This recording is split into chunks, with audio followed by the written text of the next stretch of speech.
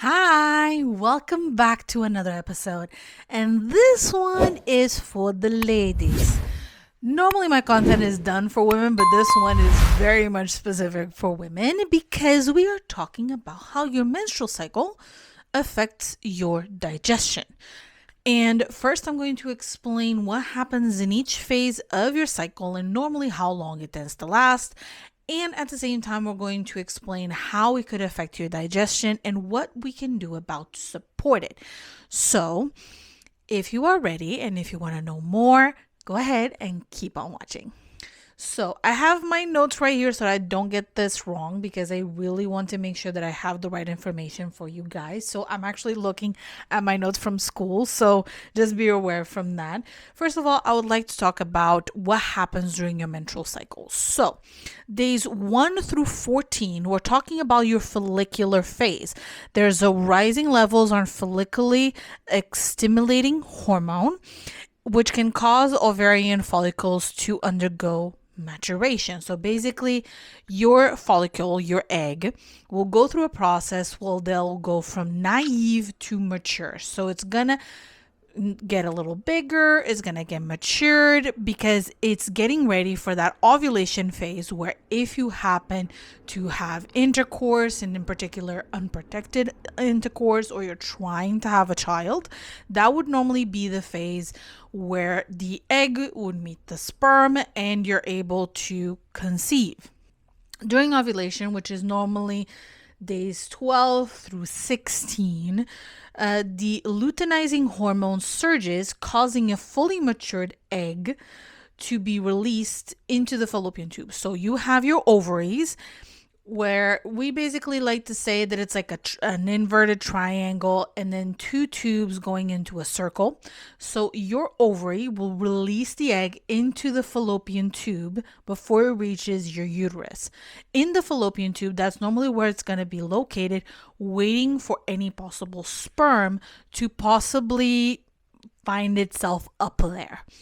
If it finds itself up there, it's going to go through the whole process of pregnancy. If it does not, then it's going to go into the luteal phase. The luteal phase, there's raised hormone levels that help thicken the endometrium. The endometrium is the lining on the inside of your uterus. So your uterus has a little cushion, a little lining that grows according to your cycle. And that's also where, unfortunately, we find people with endometriosis, which is when that tissue can grow outside of the uterus, unfortunately. But that tissue is designed there to be cushiony and be thickened, almost like a blanket, when the egg meets there and it's fertilized. But what tends to happen is if we don't get it fertilized, it happens other things, which is, however, when it isn't fertilized, it prepares to shed. In the menstrual phase, which is normally days 1 through 5, the progesterone levels quickly withdraw, triggering the uterine lining, the endometrium, to shed and for the period to begin. So basically, your body goes through a process where basically every month it tries to get pregnant and it doesn't. And when it doesn't, this process happens.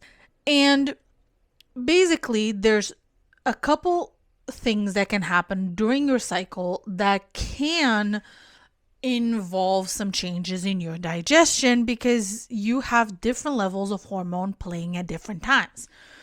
So, some of the things that can happen is diarrhea because of the prostaglandins released just before and during menstruation. So basically there's this hormone, this enzyme as well, and other things involved that can cause diarrhea. Another thing of why it can cause diarrhea is because when you have cramps, is literally your uterus contracting on itself. And that motion, because your uterus is located in a place where it involves really close to your bladder and also really close to your rectum, it can actually cause you to have more bowel movements more often, causing diarrhea. So it can actually speed up the whole process.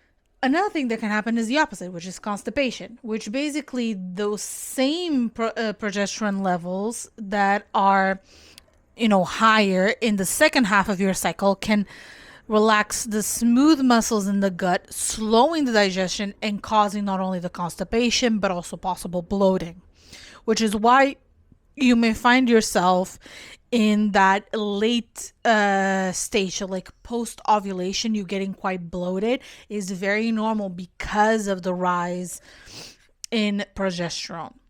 We already talked about bloating, and then we have cramping, which basically when we talk about cramping in the uterus, it could also cause cramping in the gut because it's right besides it and it uses the same similar muscles to create that effect. So you may actually have the abdominal pain and discomfort from the cramping in your uterus could also affect the way that you digest because you're also feeling cramps in your intestinal lining. And then also increase sensitivity. Hormonal fluctuations can heighten gut sensitivity, especially for those with pre-existing conditions like IBS, which is irritable bowel syndrome. So things that you can do: tracking your cycle, staying hydrated, eating a healthy diet. One of the things that you can do is avoid excessive junk. As in, when we talk about junk, is like highly processed foods, highly oily foods. Another thing is also being aware of your fiber and water intake, because being aware of your fiber and water intake can really help, because if you're suffering with diarrhea, you can increase your fiber, and that fiber is going to help make your stool actually become a stool and not be so liquid. And then if you're having constipation, by increasing your water and your fiber at the same time, especially because I'll go into fiber specifically, but water is going to help create a more humid environment, helping you to poop. And then fiber, you have two types of fiber. We have the soluble and non-soluble. The soluble is the one that is going to help your poop create its mass, but the non-soluble is going to help harden said poop and move it along your tract. The way that I was taught this is that one helps kind of create the ball and the other one is the broom to move the ball down. It's a funny thing, but it kind of helps you explain it really easily. Another thing is also moving your body. A lot of people either move their body too much or move their body too little, and there's not a middle ground. So you should use your energy levels according to your cycle, because the closer you get to your ovulation, the more your energy is going to climb. And then the opposite is going to happen towards your menstrual cycle. Your energy is going to drop. I know that sometimes periods and the menstruation cycle itself, those like 4 to 6 days, can be really grueling for some. So some may not feel the wish or want to be moving around, and that's fair. You should always listen to your body, and if you don't feel good, don't move. But for those that have lighter symptoms and may have the ability to move, I'm not asking you to go and do bungee jumping or burpees or do a CrossFit. I'm asking you to go on a walk, to do maybe some light yoga, something along those lines, because even still moving your body around is still going to help to get things moving and helping with your digestion. Another thing that you can do is, if you find that even if you have those lifestyle changes, you don't see a difference, consult a doctor. I see very, very often people complaining that they're having these symptoms, having these issues, and they don't go to a doctor to figure out if it goes beyond their menstrual cycle, if it goes beyond what they have tried in their day-to-day lives. So my advice is also seek medical help if you feel like nothing is working. Another thing that you can do, even though there's not a lot of studies behind it, is eating certain foods to help support at different stages.